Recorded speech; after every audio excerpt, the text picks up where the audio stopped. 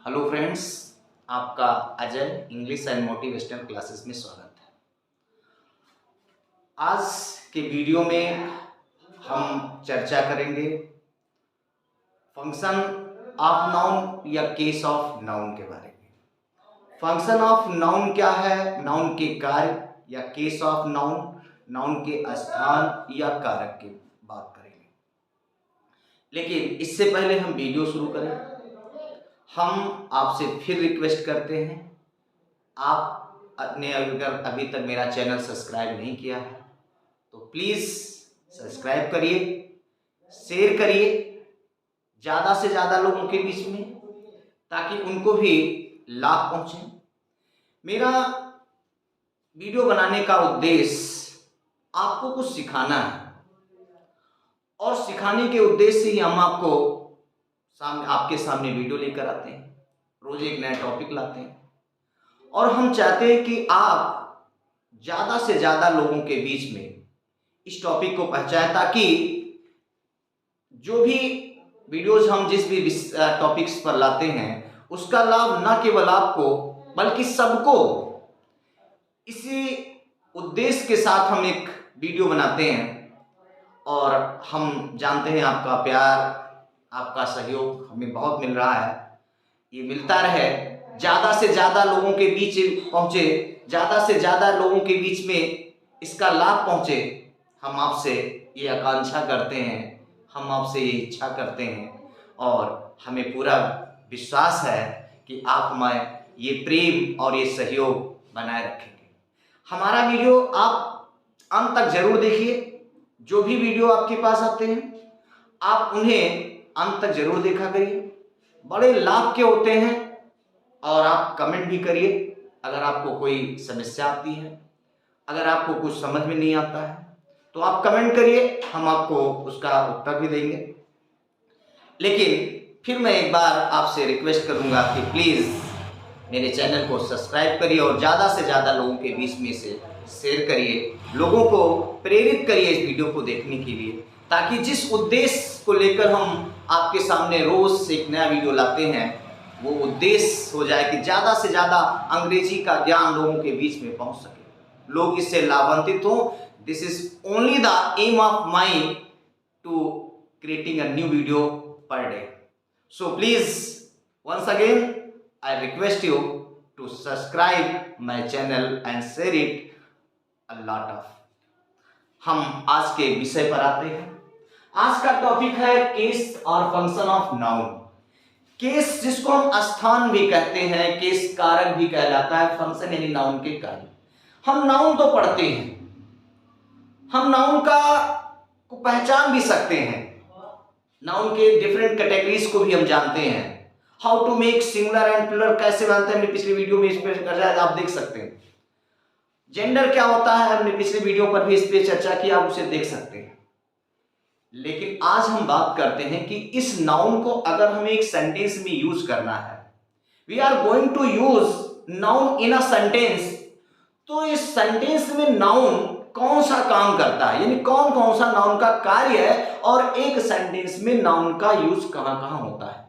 आपको बता दूं आपकी जानकारी के लिए कि एक सेंटेंस के कंस्ट्रक्शन में सबसे ज्यादा यूज नाउन का होता है, यानी a noun came in a sentence more than other part of speech, यानी अन्य पार्ट ऑफ स्पीच की अपेक्षा नाउन ही है जो एक सेंटेंस में सबसे ज्यादा बार यूज किया जाता है।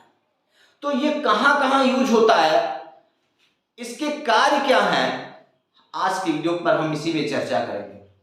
तो हम बात करते हैं केस और फंक्शन ऑफ नाउन, यानी नाउन का कारक क्या है, नाउन के स्थान क्या है, नाउन के कार्य क्या है। केस को आप ऐसे समझ सकते हैं, जैसे आपने कहा ब्रीफ केस छोटा स्थान, सूट केस आप सुनते हो तो केस मतलब स्थान, डलिया भी कहते हैं इसको। तो केस और फंक्शन ऑफ नाउन कितने होते हैं, सबसे पहले बात करते हैं। तो there are 5 function or case of noun, यानी नाउन के 5 कार्य या कारक हैं, नाउन के 5 कार्य या कारक हैं, वो 5 कौन है? पहला है नॉमिनेटिव केस, नॉमिनेटिव केस जिसको हम सब्जेक्टिव केस भी कहते हैं। नॉमिनेटिव केस यानी सब्जेक्टिव केस, हिंदी में इसे कर्ता कारक बोलते हैं, कर्ता कारक। नॉमिनेटिव यानी सब्जेक्टिव केस जिसको हम कर्ता कारक कहते हैं। दूसरा होता है आपका ऑब्जेक्टिव केस, ऑब्जेक्टिव केस। इस ऑब्जेक्टिव केस को हम दो भागों में बांटते हैं, यानी इसको दो नाम है, एक डेटिव केस है और एक एक्विजिटिव केस है। एक्विजिटिव केस, डेटिव और एक्विजिटिव, इसको हम बोलते हैं संप्रदान कारक और इसको हम बोलते हैं कर्म कारक। यानी अगर ये बात है कि डेटिव केस क्या होता है, तो डेटिव संप्रदान कारक हिंदी में आप पढ़ते हो। एक्विजिटिव केस जिसको हम कर्म कारक कहते हैं। इनके बारे में हम एक एक करके आगे डिटेल में चर्चा करेंगे। तीसरा है, जो तीसरा है उसे हम कहते हैं पसेसिव केस, पसेसिव केस जिसे हम जेनेटिव केस भी कहते हैं। जेनेटिव केस यानी अधिकार कारक, इसे हम अधिकार कारक बोलते हैं, जेनेटिव केस या पसेसिव केस, इसको हम पसेसिव केस या जेनेटिव केस कहते हैं। चौथा है हमारा, अगर हम चौथे की बात करें तो चौथा है हमारा जिसको हम कहते हैं वोकैटिव केस, वोकैटिव केस। और इस वोकैटिव केस कहलाता है जिसको हम कहते हैं, वोकैटिव केस को संबोधन कारक, संबोधन कारक, ये संबोधन कारक के नाम से जाना जाता है। और पांचवा है कॉम्प्लीमेंट्री केस, कॉम्प्लीमेंट्री केस जिसको हम पूरक कारक बोलते हैं। वैसे कुछ किताबों में 4 ही की बात चर्चा होती है, उस पर भी बात करेंगे कि तो ये हमारे there are 5 function of noun और केस ऑफ नाउन, यानी वोकैटिव आपका है नॉमिनेटिव केस जिसको हम सब्जेक्टिव केस कहते हैं, आपका है ऑब्जेक्टिव केस जिसमें डेटिव केस और एक्विजिटिव केस आते हैं, आपका है पसेसिव केस जिसको हम जेनेटिव केस कहते हैं, वोकैटिव केस जिसको हम संबोधन कारक कहते हैं और कॉम्प्लीमेंट्री केस जिसको हम पूरक कहते हैं। ये 5 कारक होते हैं या 5 फंक्शन ऑफ नाउन होते हैं। जब हम नाउन के फंक्शन की बात करते हैं, जब हम नाउन के केसेस की बात करते हैं, तो ये 5 आपके फंक्शंस हैं, 5 ये केसेस हैं नाउन के, नॉमिनेटिव या subjective case, objective case. Objective case को दो भागों में डेटिव और एक्विजिटिव केस में बांटा गया है, पसेसिव केस जिसे हम जेनेटिव केस भी कहते हैं, वोकैटिव केस और कॉम्प्लीमेंट्री केस। अब हम एक एक के बारे में चर्चा करते हैं कि नॉमिनेटिव क्या है, वोकैटिव क्या है, या कॉम्प्लीमेंट्री, ऑब्जेक्टिव और पसेसिव केस क्या होता है। हम सबसे पहले बात करेंगे नॉमिनेटिव केस की। नॉमिनेटिव केस जिसको हमने कहा कि इसे हम ऑब्जेक्टिव केस भी कहते हैं, सब्जेक्टिव केस, यानी nominative case is also called subjective case. Nominative case को हम सब्जेक्टिव केस या कर्ता कारक कहते हैं। कहते हैं कि when noun work as subject of the verb, जब किसी वाक्य में, कोई भी वाक्य है और उस वाक्य में जब नाउन एक कर्ता के रूप में, एक सब्जेक्ट के रूप में काम करता है, यानी in any sentence when noun work as subject of the verb, जब किसी भी वाक्य में नाउन क्रिया के कर्ता के रूप में कार्य करता है, तो उसे हम नॉमिनेटिव या सब्जेक्टिव केस कहते हैं। एक नॉमिनेटिव केस, एक सब्जेक्टिव केस का स्थान जो होता है वो वाक्य में क्रिया के ठीक पहले होता है, यानी कह सकते हैं nominative case and subjective case कम आता है बिफोर वर्ब, यानी वर्ब के ठीक पहले। तो बात आए कि नॉमिनेटिव केस या सब्जेक्टिव केस कहाँ यूज करते हैं, इसका स्थान कहाँ है एक सेंटेंस में, तो इसका स्थान जो होता है एक वाक्य में क्रिया के ठीक पहले किया जाता है। तो नॉमिनेटिव केस सब्जेक्टिव केस है क्या, यानी नॉमिनेटिव या सब्जेक्टिव केस उसे कहते हैं कि जब कोई नाउन क्रिया के कर्ता के रूप में कार्य करता है तो उसे हम नॉमिनेटिव केस या सब्जेक्टिव केस कहते हैं। जैसे मैंने कहा कि ये हमेशा क्रिया के ठीक पहले, एक वाक्य में क्रिया के ठीक पहले यूज किया जाता है। जैसे लिखा है रमन रीड्स अ लेटर, इसमें रीड क्रिया है और इसके ठीक पहले रमन एक नाम भी है और ये क्रिया के कर्ता के रूप में कार्य करता है। तो रमन यहां क्या है, रमन यहां एज ए नॉमिनेटिव केस या as a subjective case use किया गया है। यानी हम इतना ही आपको समझाना चाहते हैं कि एक नाउन जब वाक्य में क्रिया के कर्ता के रूप में कार्य करे, यानी when noun works as a subject in a sentence of the verb, that noun works as a nominative or subjective case and it comes always before that verb, वो हमेशा उस क्रिया के पहले यूज किया जाता है। जैसे हम लिखा Raman reads a letter, Raman क्या है, ये हमेशा, यानी when we have to find out the subjective case or nominative case in a sentence, we have to ask question with verb who। जब हम किसी भी सेंटेंस में नॉमिनेटिव या सब्जेक्टिव केस को फाइंड आउट करना है, उसको पता लगाना है कि कहां होता है, तो हम उस क्रिया से, जो क्रिया के सब्जेक्ट के रूप में काम कर रहा है, उस क्रिया से हम कौन प्रिंट करें। जब हम क्रिया से कौन प्रिंट करते हैं तो उत्तर में जो भी वर्ड मिलता है, अगर पूछा जाए पत्र कौन पढ़ता है तो पत्र रमन पढ़ता है, यानी रमन यहाँ क्या है, रमन यहाँ पर क्रिया के सब्जेक्ट के रूप में कार्य करता है। तो रमन ऐसे आ गया कि राधा डांसेस, राधा नाचती है। अब प्रिंट किया जाए कौन नाचता है, तो उत्तर मिला राधा। तो राधा क्या है, राधा इस वाक्य में क्रिया के सब्जेक्ट के रूप में काम कर रहा है। तो इसे हम क्या कहेंगे, इसे हम कहेंगे कि राधा है या रमन है, या चिल्ड्रन प्ले क्रिकेट, बच्चे क्रिकेट खेलते। बात है कौन क्रिकेट खेलता है, यानी if you ask question who with verb, अगर हम वर्ब से कौन प्रिंट करते हैं तो हमें जो वर्ड मिलता है, मैं बार बार कह रहा हूं, क्रिया से कौन प्रिंट करने पर जो शब्द मिलता है वो हमेशा क्या होता है, सब्जेक्टिव केस या ऑब्जेक्टिव केस। लेकिन एक बात मैं यहां और क्लियर कर देना चाहता हूं, यानी आप जा रहे हो और आपको सेंटेंस में सब्जेक्ट को फाइंड आउट करना है, आप किसी भी क्रिया से कौन प्रिंट करते हो, जी हां, आपको जो शब्द मिलता है वो क्या है, वो है सब्जेक्टिव और नॉमिनेटिव केस। लेकिन अगर सेंटेंस कोई एक्टिव वॉइस से पैसिव में लिखा हुआ है, यानी कोई भी सेंटेंस अगर पैसिव वॉइस में लिखा हुआ है, if you find a sentence passive voice, तो पैसिव वॉइस में जब हम सब्जेक्ट की बात करते हैं, नॉमिनेटिव सब्जेक्ट केस की बात करते हैं, तो हमेशा उस क्रिया से क्या और किसको, यानी हम कह सकते हैं व्हाट एंड हुम। अगर हम किसी क्रिया से व्हाट एंड हुम प्रिंट करें in passive voice, active voice में तो हम क्रिया से हु से प्रिंट करेंगे, यानी कौन प्रिंट करेंगे, जो भी उत्तर मिलेगा वो क्या है, वो नॉमिनेटिव या सब्जेक्टिव केस है।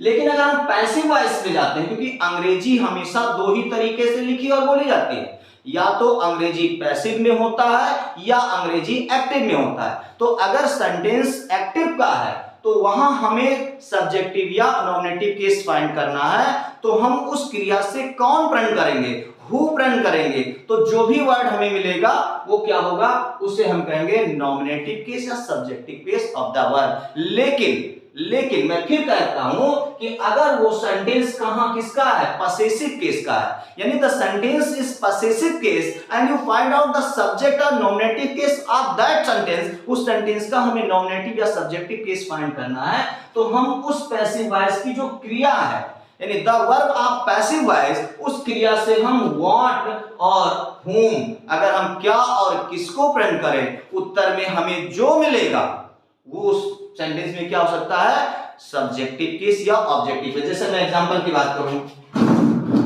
A letter is written by him, sentence आया, रिटन यानी वर्ब है, क्या लिखा जाता है, उत्तर मिलता है अ लेटर यानी एक पत्र।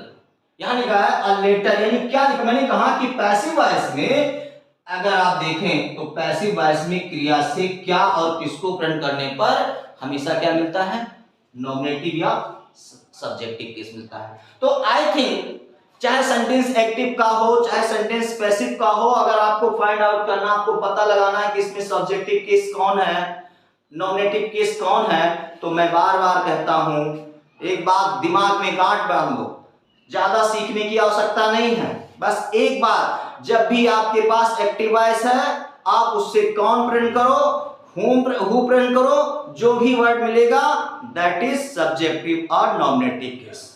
और अगर वो सेंटेंस पैसिव वॉइस का है तो उससे आप क्या और किसको प्रिंट करो, जो भी उत्तर मिलेगा वो होगा सब्जेक्टिव या नॉमिनेटिव केस। और जैसा मैं फिर कह रहा हूं, सब्जेक्टिव या नॉमिनेटिव केस जो भी है, एक सेंटेंस में इसका यूज हमेशा क्रिया के ठीक पहले किया जाता है।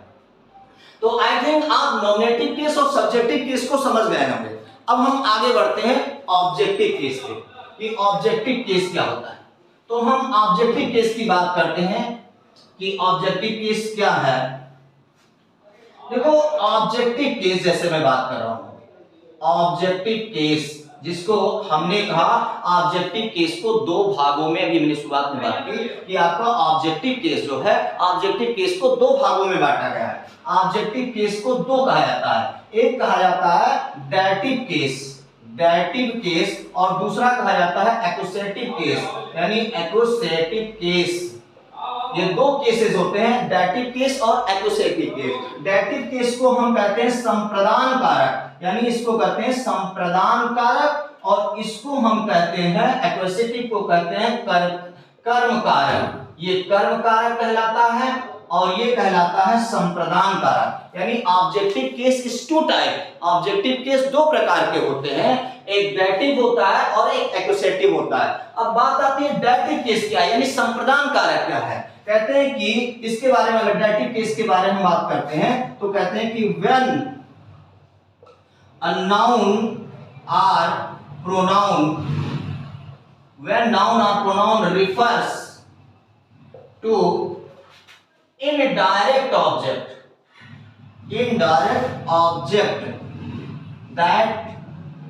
that noun or pronoun is in dative case। जब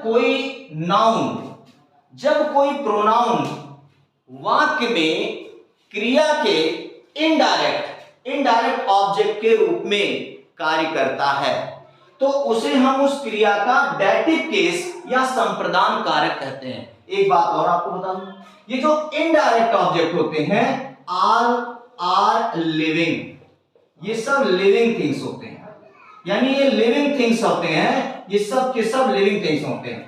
डेटिव केस जिसको हम इनडायरेक्ट ऑब्जेक्ट कहते हैं, ये इनडायरेक्ट ऑब्जेक्ट क्रिया से हमेशा, अगर हम क्रिया से बात करें तो whom, अगर हम किसको प्रेजेंट करते हैं, क्रिया से अगर हम किसको प्रेजेंट करें तो आंसर में जो हमें मिलता है वो होता है डेटिव केस, यानी संप्रदान कारक। मैं फिर कह रहा हूं, संप्रदान कारक आपका जो होता है ये ऑल लिविंग थिंग्स, जितने भी लिविंग थिंग्स को रखा है। जैसे आया, अगर हम एक एग्जांपल की बात करें और एक एग्जांपल दें डेटिव केस की, तो आप ध्यान दीजिए डेटिव केस क्या है। जैसे लिखा है कि सैम एक लड़का है, took his dog to the vet। यहां अगर हम बात करें सेंटेंस में, तो सैम एक लड़का है, यानी यहां ये एज ए नॉमिनेटिव और सब्जेक्टिव केस काम करता है। अपने कुत्ते को एक जानवर के डॉक्टर, वेट होता है जानवर के डॉक्टर के पास, किसको ले जाता है, तो यहां था अपने कुत्ते को, और किसके पास ये लिया है, तो डॉक्टर के पास, डॉक्टर भी लिविंग है। तो both vet and dog both work as a dative case, दोनों किस केस में काम कर रहे हैं? दोनों डेटिव केस में, यानी ऑल लिविंग थिंग्स।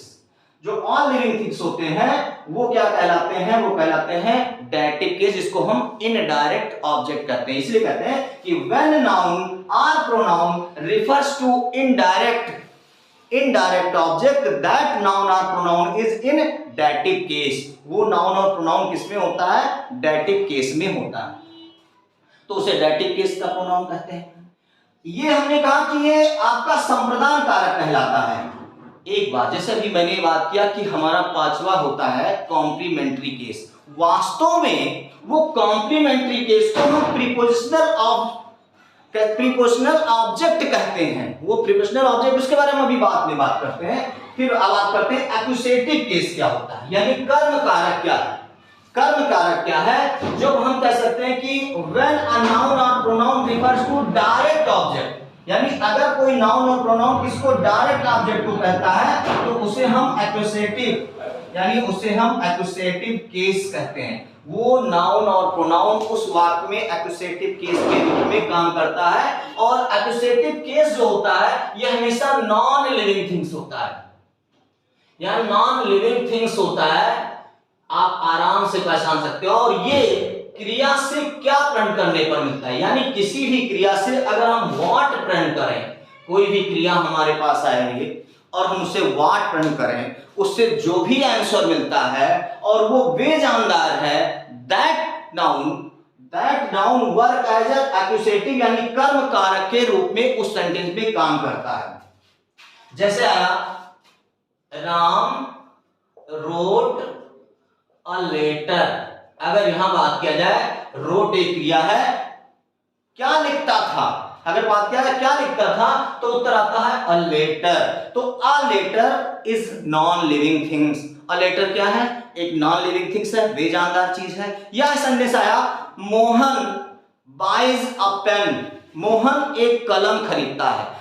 प्रश्न पूछा जाए क्या खरीदता है तो उत्तर आया कलम। तो कलम क्या है? बेजानदार चीज। यानी वहां पर पेन क्या काम कर रहा है? वहां पेन एक्यूसेटिव यानी कर्म कारक के रूप में कार्य करता है। तो ऑब्जेक्टिव केस जिसे हम डायरेक्ट ऑब्जेक्ट कहते हैं, यानी व्हेन नाउन और pronoun refers to direct object and that noun और pronoun is in accusative case. वो नाउन और प्रोनाउन क्या होता है? एक्यूसेटिव केस में होता है।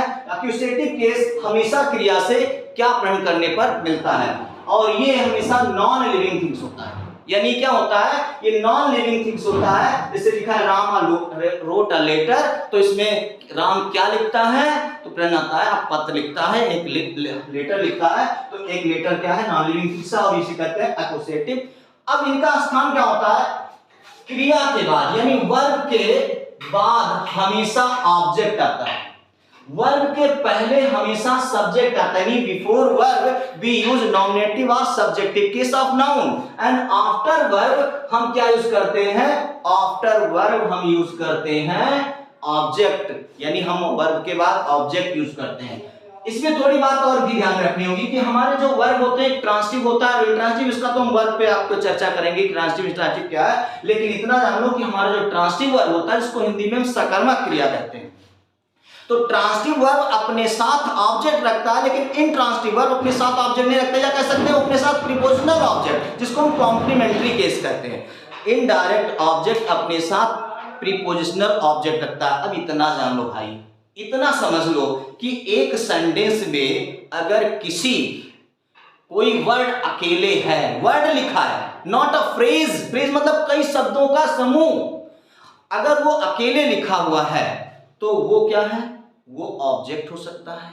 उसका यूज आप वर्ब के बाद करेंगे। लेकिन अगर वो शब्दों का एक समूह है, दैट इज फ्रेज, वो फ्रेज है और वो प्रीपोजिशंस के साथ हमेशा in the class, in the room, at the gate, ये सब क्या है? ये प्रीपोजिशनल ऑब्जेक्ट है और इसका यूज हमेशा ऑब्जेक्ट के बाद किया जाता है। हम अभी कॉम्प्लीमेंट्री केस की बात करते हैं। तो यहां हमने ऑब्जेक्टिव केस की बात की कि ऑब्जेक्टिव केस दो प्रकार के होते हैं, डेटिव केस और एक्यूसेटिव केस। डेटिव केस जिसको हम संप्रदान कारक कहते हैं कि जब कोई नाउन किसी इनडायरेक्ट ऑब्जेक्ट को रिफर करता है तो उसे हम डेटिव केस कहते हैं। ये हमेशा लिविंग थिंग्स होता है और क्रिया से whom या किसको प्रण करने पर मिलता है। और हमारा जो एक्यूसेटिव केस है जिसको हम कर्म कारक कहते हैं, ये क्रिया से हमेशा क्या प्रेजेंट करने पर मिलता है, और ये हमेशा नॉन लिविंग थिंग्स होता है, यानी बेजानदार चीजें होता है। तो ये हमारा ऑब्जेक्टिव केस कौन कौन होते हैं? जैसे मैंने कहा ऑब्जेक्टिव केस का यूज हमेशा क्रिया के बाद किया जाता है, यानी we are going to use objective case of noun, we are going to use it just after verb. हम इसे जस्ट आफ्टर वर्ब के बाद यूज करेंगे। तो ऑब्जेक्टिव केस क्या है, सब्जेक्टिव केस क्या है, नॉमिनेटिव केस क्या है, all things is clear. If any doubt you can comment मी। आगे बढ़ते हैं, आगे बढ़ते हैं और देखते हैं अगला ऑब्जेक्ट, अगले केस के बारे में बात करते हैं। अगला जो केस है वो है पजेसिव केस, जिसको हम पसेसिव केस कहते हैं। पसेसिव केस या जेनेटिव केस, जैसे हमने कहा इसे हम जेनेटिव केस भी कहते हैं। जेनेटिव केस जिसको हम हिंदी में कहते हैं अधिकार कारक। अधिकार कारक यानी वो, अब ये अधिकार कारक क्या होता है? देखो भाई, आपका जो पसेसिव केस है या जेनेटिव केस है, ये अधिकार कारक है। जेनेटिव मतलब होता है अधिकार प्रकट करना, किसी पॉसेस का मतलब होता है कब्जा करना। ये क्या होता है? कहते हैं कि जब एक नाउन का दूसरे नाउन पर अधिकार या कब्जा हो, यानी जब कोई नाउन दूसरे नाउन पर क्या करता है? अधिकार प्रकट करता है, पॉजेस करता है, यानी a noun possessed to other noun. जब एक नाउन दूसरे नाउन पर क्या करे? अधिकार प्रकट करे, तो दैट केस, वो नाउन क्या कहलाएगा? उसे कहते हैं पॉसेसिव केस या जेनेटिव केस। हिंदी में क्या पहचान होती है? हमेशा याद रखिए कि हम अगर बात करें when a noun possess to other noun, जब एक नाउन दूसरे नाउन पर अधिकार करता है, तो that noun is in possessive case, उसे हम पॉसेसिव केस या जेनेटिव केस कहते हैं। उसे हम जेनेटिव केस कहेंगे या उसे हम पॉसेसिव केस कहते हैं। जब एक नाउन दूसरे नाउन पर अधिकार या कब्जा करता है। चाहे मोहन की पुस्तक, तो इस पुस्तक पर किसका अधिकार है? मोहन की। राम का विद्यालय, तो इस विद्यालय पर किसका अधिकार है? राम का। तो जहां पर एक नाउन का दूसरे नाउन पर अधिकार होता है, उसे हम कहते हैं पॉसेसिव केस या जेनेटिव केस। अब जेनेटिव केस में भी थोड़ा सा अंतर है, हम आगे इस पर क्लियर करते हैं। तो पॉसेसिव केस क्या है? पॉसेसिव केस या जेनेटिव केस ये होता है कि जब किसी नाउन का दूसरे नाउन पर कोई अधिकार या कब्जा हो, तो वो नाउन पॉसेसिव केस का नाउन होता है। हमेशा हिंदी में आप पहचान देखेंगे, तो अगर आप देखें कि कोई भी नाउन जो है वो तीन का, की और के यानी तीन अक्षरों से जुड़े होते हैं। अगर, और यही नहीं आगे भी जुड़ सकते हैं, मोर देन टू नाउन, यानी दो नाउन से ज्यादा भी हो सकते हैं। तो जब दो नाउन कहा जाता है कि जब दो नाउन किसी का की के से, यानी का की के पहले का की के बाद में अगर नाउन है, तो ये पूरा एक सेट होता है, जिसको हम अंग्रेजी में सेट ऑफ वर्ड के नाम से भी जानते हैं। यानी possessive case is also called the set of word because there are two noun, more than two noun. दो नाउन भी होते हैं, मोर देन नाउन होते हैं, हमेशा ये का की के से जुड़े होते हैं। तो जब दो नाउन का की के से जुड़े हो या ज्यादा से ज्यादा नाउन का की से जुड़े हो, तो ये पूरा एक सेट होता है, जिसे हम पॉसेसिव केस या जेनेटिव केस ऑफ नाउन कहते हैं। उन्हें हम पॉसेसिव केस नाउन कहते हैं। या जब हम इनका ट्रांसलेट करें, we are going to translate them, तो हमेशा क्या होता है कि ये मान लीजिए यहाँ ए नाम का कोई नाउन है, यहाँ बी नाम का कोई नाउन है। एज अ एग्जांपल, यहाँ काकी के पहले ए नाम का कोई नाउन है, काकी के बाद में बी नाम का कोई नाउन है। We are going to translate, तो हम जनरली क्या करते हैं, इस नाउन को हम इधर ले आते हैं और इस नाउन को हम इधर ले आते हैं। यानी हमने बी नाम का नाउन इधर ले आए और ए नाम का नाउन हम इधर ले गए, और इन का की के लिए एक वर्ड हमने ऑफ का यूज कर दिया।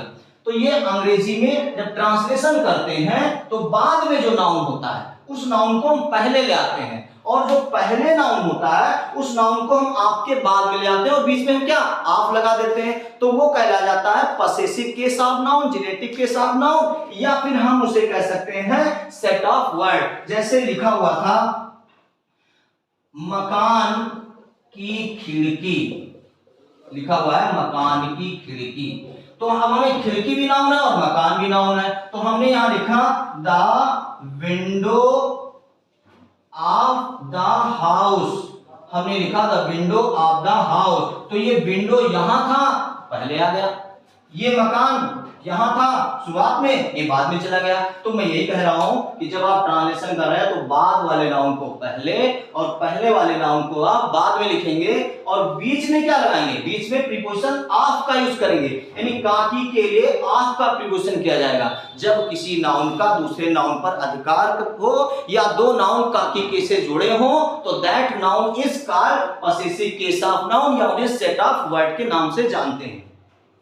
तो ये हुआ। अब बात आती है, कभी कभार ऐसा भी होता है, यानी सच टाइम कि हमारे दो नाउन हैं और वो का से, की से और के से जुड़े हुए हैं, यानी we found both side of noun, हमें दोनों तरफ काकी के दोनों तरफ नाउन मिलते हैं। ऐसा होता है, अक्सर ऐसा होता है कि हमें कोई ऐसा सेंटेंसेस मिला जिसमें हमें काकी के भी लिखा हुआ था और काकी के पहले भी नाउन लिखा हुआ था और काकी के बाद में भी नाउन लिखा हुआ था, लेकिन वहां एक स्थिति ऐसी थी कि आपका जो पहला नाउन था, यानी काकी के पहले जो पहला नाउन था, याद रखिएगा काकी के पहले जो पहला नाउन था, अगर ये नाउन जानदार है, लिसन मी, अगर ये नाउन जानदार है, लिविंग है, जानदार है, मानवीकृत है, कह सकते हो, तो इस नाउन के तब हमें जरूरत नहीं है कि हम इस नाउन को इधर लाएं, इस नाउन को इधर ले जाएं। ऐसी स्थिति में इस जानदार नाउन के साथ हम अपोस्ट्रोफी एस, यानी उस जानदार नाउन के साथ क्या करेंगे,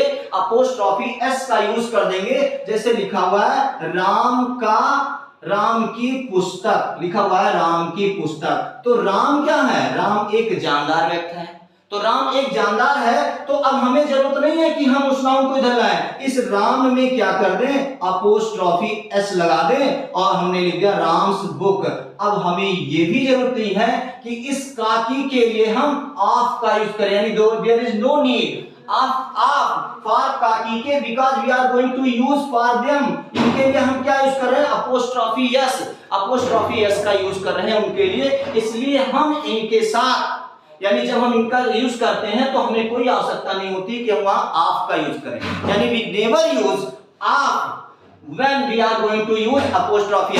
एक बात याद रखिएगा, एक बात हमेशा दिमाग में बैठा लीजिए, आज नहीं हमेशा के लिए, कि अगर काकी के से दो नाउन जुड़े हुए हैं और पहला नाउन अगर जानदार है तो हमेशा उस जानदार नाउन के साथ अपोस्ट्रोफी एस का यूज किया जाएगा। और यही कंडीशन जब किसी जानदार नाउन के साथ अपोस्ट्रोफी एस का यूज किया जाता है तो अंग्रेजी में यही कंडीशन जेनेटिव केस कहलाता है। यानी सही रूप से जेनेटिव केस क्या है, जेनेटिव केस तब है जब किसी जानदार नाउन के साथ अपोस्ट्रोफी एस का यूज करते हैं। लेकिन अगर ये इस तरह कंडीशन लिखा है तो इसे हम जेनेटिव केस नहीं कहेंगे, बल्कि इसे हम पॉसेसिव केस ही कहेंगे। अगर कहीं हमें डिफरेंट करना हो कि possessive case and generative case में क्या डिफरेंस है, तो जब किसी जानदार नाउन के साथ अपोस्ट्रोफी एस का यूज किया हो, यानी किसी जानदार नाउन के साथ अपोस्ट्रोफी एस का यूज किया गया है, तो वो नाउन जेनेटिव केस में होगा। और कहीं ऑफ का यूज किया गया है काकी के लिए तो वो नाउन होगा पॉसेसिव केस ऑफ नाउन। एक बात और, गलती मत करिएगा, ये अपोस्ट्रोफी एस का यूज किसी बेजानदार चीजों के साथ यूज नहीं होता। We can't use possessive, we can't use the apostrophe s with any non-living things। हम नॉन लिविंग थिंग्स के साथ कभी भी अपोस्ट्रोफी एस का यूज नहीं करेंगे। यानी we can't use apostrophe s with non living things, हम इनके साथ नहीं करेंगे। अब यहां आ जाता मकान की खिड़की, हम यहां लिख देते houses window, that is wrong, यानी हाउसेस नहीं हो सकता है। वहां हम तो यही करेंगे कि हम लिखेंगे विंडो ऑफ द हाउस, वहां भी लिखेंगे हाउसेस विंडो। हम वहां हाउसेस विंडो का यूज करते never, we can never use, हम कभी यूज नहीं करेंगे। वहां हमें क्या है, हम सिर्फ जानदार नाउन के साथ अपोस्ट्रोफी एस का यूज करते हैं। बेजानदार नाउन के साथ हम कभी भी अपोस्ट्रोफी एस का यूज नहीं करते हैं, ये बात याद रखिएगा। तो ये है पसेसिव केस ऑफ नाउन। अब पसेसिव केस एक सेंटेंस में यूज क्या किया जाता है? जैसे आता है सब्जेक्टिव केस के रूप में काम कर रहा है, हम क्रिया के पहले यूज करेंगे। ऑब्जेक्टिव केस के रूप में काम कर रहा है, हम एक सेंटेंस में क्रिया के बाद यूज करेंगे। लेकिन अगर कोई पसेसिव केस ऑफ नाउन है या सेट ऑफ वर्ड है तो एक सेंटेंस में कहां यूज होगा? तो मैं आपकी जानकारी के लिए बता दूं कि एक सेंटेंस में सब्जेक्ट के रूप में, ऑब्जेक्ट के रूप में और कॉम्प्लीमेंट्री के रूप में, कॉम्प्लीमेंट के रूप में, यानी हम तीनों जगह पर पसेसिव केस का यूज कर सकते हैं। यानी in a sentence we are going to possessive case of noun, we can use possessive case of noun at the place of subject, object and complement. हम एक सेंटेंस में सब्जेक्ट के स्थान पर, ऑब्जेक्ट के स्थान पर और कॉम्प्लीमेंट के स्थान पर तीनों जगह हम यूज कर सकते हैं। या पसेसिव केस वर्ड, अब इससे काम जैसा ले लो, अगर तुम इसे सब्जेक्ट का काम ले रहे हो तो ये सब्जेक्ट की जगह पर आ जाएगा, अगर इसे तुम ऑब्जेक्ट का काम ले रहे हो तो ये ऑब्जेक्ट की जगह पर आएगा, अगर तुम इसे कॉम्प्लीमेंट का काम कर रहे हो तो ये कॉम्प्लीमेंट की जगह पर यूज किया जाएगा। यानी अगर एक सेंटेंस में पसेसिव केस या जेनेटिव केस के यूज करने की बात आए कि हम इसको यूज कहां करते हैं, सब्जेक्ट को सब्जेक्ट की जगह पर, ऑब्जेक्ट को ऑब्जेक्ट की जगह पर, लेकिन पसेसिव केस का प्लेस कहां है एक सेंटेंस में?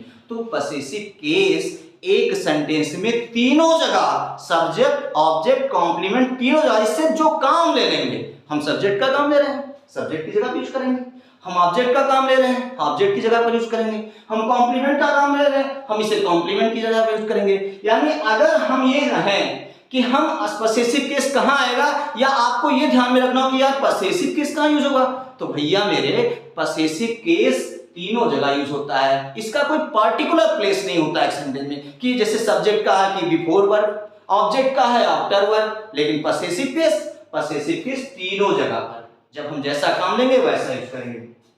मान लीजिए एक सेंटेंस में possessive case as a subject के रूप में काम कर रहा है, यानी एक सेंटेंस देखा, उस सेंटेंस में जो पसेसिव केस है वो सेंटेंस में सब्जेक्ट के रूप में काम कर रहा है, और अगर वो ऑफ वाला है, यानी नाउन लिखा हुआ है, ऑफ लिखा हुआ है, फिर नाउन लिखा हुआ है, और ये सेंटेंस में सब्जेक्ट के रूप में काम कर रहा है, यानी एज अ नॉमिनेटिव या सब्जेक्टिव केस। एक पसेसिव केस एक सेंटेंस में सब्जेक्ट के रूप में जब काम कर रहा है और we are going to use verb after it, हम इसके बाद वर्ब का यूज करने जा रहे हैं। लिसन मी, अगर हम नाउन, कोई नाउन है सेंटेंस में पसेसिव केस में है, वो आप से दोनों नाउन जुड़े हुए हैं, we are going to use verb just after it, हम इसके बाद वर्ब का यूज करने जा रहे हैं। तो ध्यान रखिएगा, जब भी एक सेंटेंस में पसेसिव केस आप वाले सेट में होगा, आप वाले सेट में होगा, तो वहां पर जब क्रिया लिखी जाएगी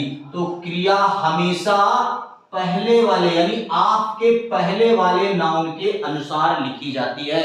ऑलवेज रिमेंबर कि if we are going to use set of word या possessive case as a subject in a sentence, हम सब्जेक्ट के रूप में, तो we are going to use, तो वी हैव टू यूज, यानी हमको प्रयोग करना है किसको? वर्ब को according to noun before of, यानी आपके पहले लिखे हुए नाउन के अनुसार। अगर ये नाउन यहां सिंगुलर है तो ये वर्ब यहां सिंगुलर आएगा, अगर ये नाउन प्लूरल है तो ये वर्ब यहां प्लूरल आएगा। इस नाउन से हमें कोई लेना देना नहीं है, यानी हमें इससे कोई मतलब नहीं कि वो सिंगुलर में लिखा है या प्लूरल में लिखा हुआ है। आप करेक्शन करने जा रहे हो, सेंटेंस आया किसी भी एग्जाम में, आप करेक्शन कर रहे हो, इसका करेक्शन आ जाता है, इस नाउन को पता लगा तुम्हें, इस नाउन के अनुसार क्रिया लिखा है, भैया इस नाउन के अनुसार नहीं आएगी, क्योंकि हमेशा वर्ब आपके पहले वाले नाउन के अनुसार लिखी जाती है, क्योंकि अगर देखा जाए तो उसमें मुख्य कर्ता तो वही नाउन होता है। इसलिए ध्यान रखिएगा, अगर ये नाउन सिंगुलर है तो क्रिया सिंगुलर आएगी, अगर ये नाउन प्लूरल है तो क्रिया प्लूरल आएगी। यानी इस नाउन के अनुसार, आपके बाद वाले नाउन के अनुसार हम क्रिया का यूज कभी नहीं करेंगे, हम आपके बाद के जो नाउन लिखा है अनुसार नहीं लिखेंगे। लेकिन अगर मैं दूसरी बात कर रहा हूं, अगर सेंटेंस में कोई नाउन है और इसके साथ अपोस्ट्रोफी एस लिखा हुआ है और फिर नाउन लिखा हुआ है और ये सेंटेंस में सब्जेक्ट का काम कर रहा है, यानी ऐसी कंडीशन आई है कि अगर किसी नाउन में अपोस्ट्रोफी एस लगा हुआ है, अपोस्ट्रोफी एस लिखा हुआ है और दूसरा नाउन जो है, दूसरा नाउन यहां लिखा हुआ है, तो अब जब हम इस सेंटेंस में सब्जेक्ट के रूप में काम कर रहा है, we are going to use verb, हम वर्ब का यूज करने जा रहे हैं, तो ध्यान रखिएगा अब इस नाउन के अनुसार, यानी अब हम बाद वाले नाउन के अनुसार वर्ब लिखेंगे। We are going to use verb, हम वर्ब का यूज करने जा रहे हैं, तो हम इस नाउन के यानी अपोस्ट्रोफी एस जो इस नाउन में लिखा है उस नाउन के अनुसार क्रिया नहीं लिखी जाएगी। लेकिन अगर आप लिखा हुआ, आप वाला सेट लिखा हुआ है, तो ये ध्यान रखिएगा कि आपके पहले वाले नाउन के अनुसार क्रिया लिखी जाएगी, और अगर अपोस्ट्रोफी एस वाले सेंटेंस लिखा हुआ है यानी वर्ड लिखा हुआ है, तो हमेशा अपोस्ट्रोफी एस के बाद जो नाउन लिखा हुआ है उस नाउन के अनुसार हम क्रिया का यूज करेंगे। यानी we are very attentive to use the verb just after possessive case, यानी पसेसिव केस और जेनेटिव केस। पसेसिव और जेनेटिव केस का हम नाउन यूज कर रहे हैं एज ए सब्जेक्ट के रूप में, we are going to use verb. हम इसके बाद वर्ब यूज करने जा रहे हैं, तो हम बिफोर आप, अगर आप वाला सेट है तो आपके पहले जो नाउन होगा उसके अनुसार हम क्या करेंगे, सिंगुलर है तो सिंगुलर क्रिया, प्लुरल है तो प्लुरल क्रिया, और अगर वो अपोस्ट्रोफी एस के साथ जुड़ा हुआ है, अपोस्ट्रोफी एस के बाद है तो बाद वाले नाउन के अनुसार लिखेंगे। अब अगर ये नाउन सिंगुलर है तो ये नाउन आपका वर्ब आपका सिंगुलर लिखा जाएगा, और अगर ये नाउन आपका प्लुरल लिखा हुआ है तो ये वर्ब आपका प्लुरल लिखा जाएगा। अंडरस्टैंड? आपको समझ में तो आ रहा होगा कि हम अगर एक सेंटेंस में पसेसिव केस को यूज करने जा रहे हैं तो कैसे यूज करेंगे, कहां यूज करेंगे। I think there is no doubt, if any doubt can comment me, आप मुझे कमेंट कर सकते हैं। तो पसेसिव केस क्या होता है आप समझ रहे हैं, उसी के अनुसार आप पसेसिव केस का यूज करेंगे। अब एक बात और बता दूं, मान लीजिए कोई ऐसा नाउन आ जाए, नाउन लिखा हुआ है, हिंदी में लिखा हुआ है, या ऐसा दो नाउन लिखा हुआ एंड से जुड़ा हुआ है, यानी कोई दो नाउन है और एंड से जुड़े हुए हैं, और दोनों एक ही रिलेशन से हो, ये भी ध्यान रखिएगा, एक ही रिलेशन से हो, और इसके बाद हमें फिर नाउन लिखना है, ठीक है, तो अपोस्ट्रोफी एस जो होता है वो हमेशा बाद वाले नाउन के, दोनों नाउन के साथ अपोस्ट्रोफी एस का यूज नहीं होगा। जैसे लिखा है राम, लिखा हुआ है राम एंड मोहन सिस्टर है, तो ध्यान रखिएगा हम यहां इस नाउन के साथ, ये नहीं कि हम यहां लगा दें, यहां भी अपोस्ट्रोफी लगा दें राम एंड मोहन सिस्टर, जी नहीं, ये गलत है। अगर दो जानदार नाउन लिए हुए हैं तो हमेशा बाद वाले नाउन के साथ ही अपोस्ट्रोफी एस का यूज किया जाएगा। ऑलवेज रिमेंबर, दो जानदार नाउन दिए हैं तो बाद वाले नाउन के अनुसार ही हम अपोस्ट्रोफी एस का यूज करेंगे। चलते हैं अगले केस पे। आई थिंक आपको possessive case, subjective case, objective case समझ में आया होगा। आते हैं कॉम्प्लीमेंट्री केस। कॉम्प्लीमेंट्री केस जिसको हम पूरक कारक कहते हैं। वास्तव में कॉम्प्लीमेंट्री केस जो है वो आपका कहते हैं प्रीपोजिशनल ऑब्जेक्ट, यानी कॉम्प्लीमेंट को हम प्रीपोजिशनल ऑब्जेक्ट कहते हैं। प्रीपोजिशनल ऑब्जेक्ट यानी प्रीपोजिशनल ऑब्जेक्ट। कॉम्प्लीमेंट्री केस या कॉम्प्लीमेंट जो होता है एक सेंटेंस में, जो नाउन कॉम्प्लीमेंट या प्रोनाउन कॉम्प्लीमेंट का काम करते हैं, वास्तव में उनको प्रीपोजिशनल ऑब्जेक्ट कहा जाता है। वो प्रीपोजिशनल, कहीं आपको एक कॉम्प्लीमेंट नहीं मिला, प्रीपोजिशनल ऑब्जेक्ट मिला, तो समझ लीजिए कॉम्प्लीमेंट की बात की जाए। जितने भी इंट्रांसिटिव वर्ब होते हैं, इंट्रांसिटिव वर्ब जो होते हैं अकर्मक क्रिया कहते हैं, इनके बाद आने वाला हर नाउन कॉम्प्लीमेंट्री केस कहलाता है। यानी जैसे लिखा हुआ है Ram goes to school, Ram विद्यालय जाता है, तो अगर यहां बात करें यहाँ टू लिखा है, प्रीपोजिशन लिखा हुआ है, नाउन लिखा हुआ है, तो इसे हम कॉम्प्लीमेंट्री केस या प्रीपोजिशनल ऑब्जेक्ट के नाम से जानते हैं। जैसे सेंटेंस आया he lives in the village, he lives in the village ये लिखा हुआ है, तो in the village, ये आप विलेज क्या है, नाउन है, इसके साथ क्या लिखा है प्रीपोजिशन, तो ये क्या है, इसे हम प्रीपोजिशनल ऑब्जेक्ट या कॉम्प्लीमेंट्री केस कहते हैं। इसका यूज क्या होता है इंट्रांसिटिव वर्ब के तुरंत बाद, लेकिन अगर वो ट्रांसिटिव वर्ब है तो ट्रांसिटिव वर्ब में हमेशा ऑब्जेक्ट के बाद कॉम्प्लीमेंट्री केस या प्रीपोजिशनल ऑब्जेक्ट का यूज जो है वो किया जाता है। आई थिंक ये भी क्लियर है। अब हम आते हैं वोकैटिव केस। वोकैटिव केस क्या है, वास्तव में इसे कहते हैं संबोधन कारक। संबोधन कारक वास्तव में देखा जाए तो ये जब कोई नाउन ना तो वाक्य में सब्जेक्ट का काम कर रहा है, ना तो वाक्य में ऑब्जेक्ट का काम कर रहा है, ना ही वो वाक्य में एक पसेसिव केस के नाउन के रूप में है, और ना ही वो एक प्रीपोजिशनल ऑब्जेक्ट या कॉम्प्लीमेंट्री केस में है, तो वो नाउन हो सकता है कि वोकैटिव केस में हो। वोकैटिव केस का मतलब संबोधन, किसी को एड्रेस करना, किसी को पुकारना, यानी वो नाउन जिसको पुकारा जाता है, जिसको एड्रेस किया जाता है, जिसको संबोधित किया जाता है। जैसे लिखा है राम सिट डाउन, लिखा है राम सिट डाउन, तो राम बैठ जाओ। तो ध्यान दो, इसका यूज एक वाक्य में सबसे पहले या कभी कभी अंत में किया जाता है कामा के साथ।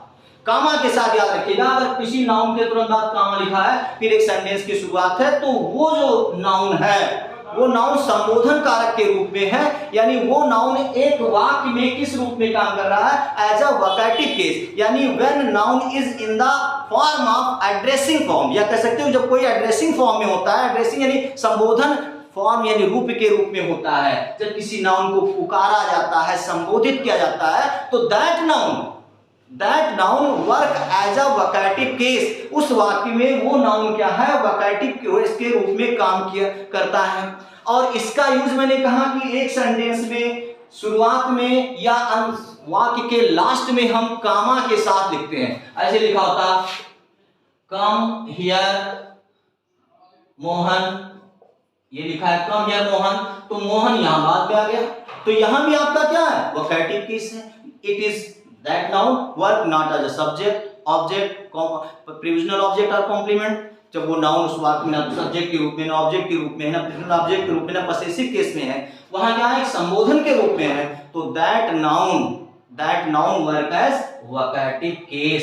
यानी इतनी बात जान लो, जिस नाउन को पुकारा जाए, जिस नाउन को एड्रेस से अक्सर कहते हैं ladies and gentleman listen me, तो ये लेडीज एंड जेंटलमैन क्या है, जैसे कहा बच्चों, मोदी जी बोलते हैं मेरे प्यारे देशवासियों, भाइयों और बहनों, तो भाइयों बहनों क्या है, वहां work as a noun, work as a subject no, work as a object no, work as a possessive case no, work as a prepositional object no, work as vocative case, क्योंकि उनको क्या किया गया है, संबोधित किया गया है। तो जब किसी नाउन को, आप अक्सर देखते होंगे आपके यहाँ बहुत सारे फंक्शन होते हैं विद्यालय में, वहां पे आता है मेरे प्यारे बच्चों, आदरणीय और ये और वो सबके नाम दिए जाते हैं, तो जिनको भी उस समय एड्रेस किया जाता है, ऑल दोज नाउन, वो सभी नाउन एक सेंटेंस में वोकैटिव केस के रूप में होते हैं। और जैसा मैंने कहा कि अंग्रेजी वाक्य में इनका यूज या तो वाक्य की शुरुआत में कामा के साथ, याद रखिएगा कामा के साथ, या वाक्य के अंत में कामा के साथ लिखे जाते हैं। तो फंक्शन ऑफ नाउन क्या है, यानी अगर फंक्शन आता है तो नाउन काम करता है, भाई नाउन सब्जेक्ट का काम करता है, नाउन ऑब्जेक्ट का काम करता है, नाउन कॉम्प्लीमेंट का काम करता है, वोकैटिव का क्या है, पसेसिव केस है, तो इसके 5 काम भी है, 5 स्थान में काम इसको यूज करते हैं। आई थिंक आज का वीडियो आपके लिए बड़ा हेल्पफुल रहेगा, या आपको बहुत सारी चीजों के बारे में, जो अभी तक आप केसेस के बारे में अगर कुछ प्रॉब्लम रही होगी तो एकदम क्लियर, लेकिन अगर कोई भी डाउट है, निस्संदेह undoubtedly you can comment me, आप मुझे कमेंट कर सकते हैं। आई थिंक आपको वीडियो अच्छा लगेगा, आप इसे ज्यादा से ज्यादा लोगों के बीच में शेयर करिए, ज्यादा से ज्यादा लोगों के बीच में पहुंचाइए, ताकि आपके साथ और लोगों का भी लाभ हो। धन्यवाद।